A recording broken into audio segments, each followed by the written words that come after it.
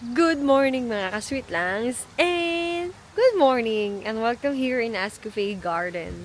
Mga ka-sweet langs, day off nga ako ngayon kaya naisipan kong maglakad-lakad dito sa garden kasi medyo matagal-tagal na din na hindi ko na-visit yung garden.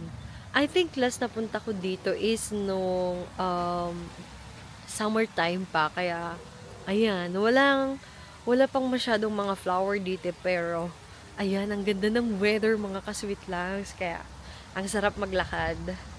So mga ka-sweet langs, recently, I've been so very busy. Siyempre, lagi naman tayong busy.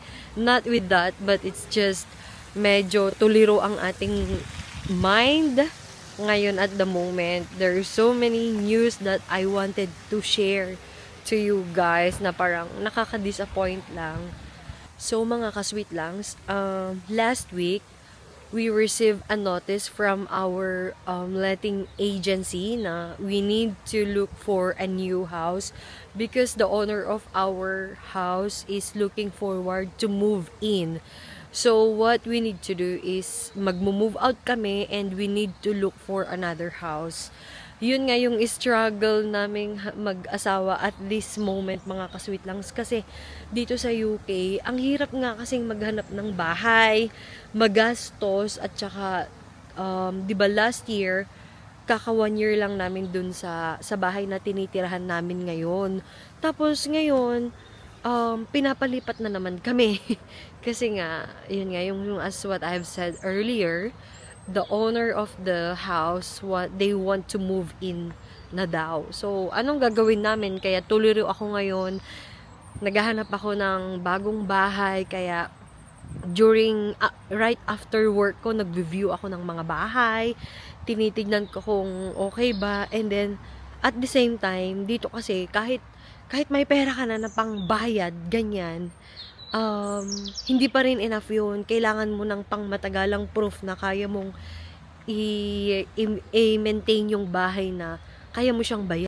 Actually, may na-applyan na akong 3 houses. But the thing is, we are still in the process of referencing.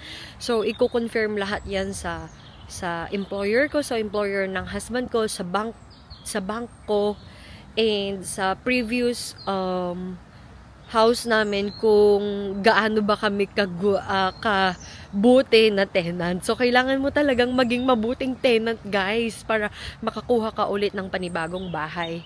So, ayan, nag-aantay ako ng mga calls at the moment para sa decision ng mga house owner kung kami ba yung chosen na tenant sa kanilang property.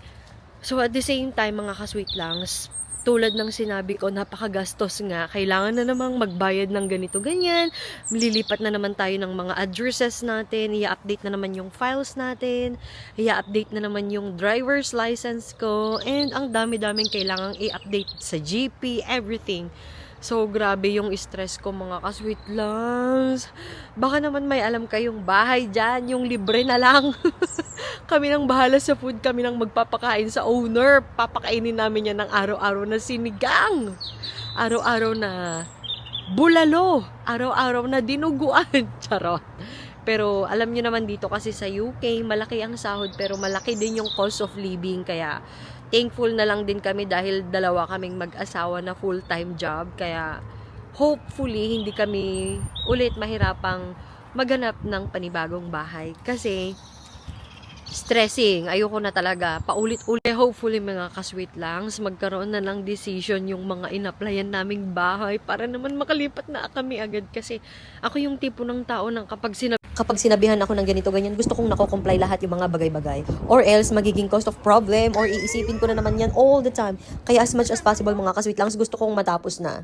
Okay mga ka-sweet langs, at ako'y maglakad-lakad muna dito sa town. Bye!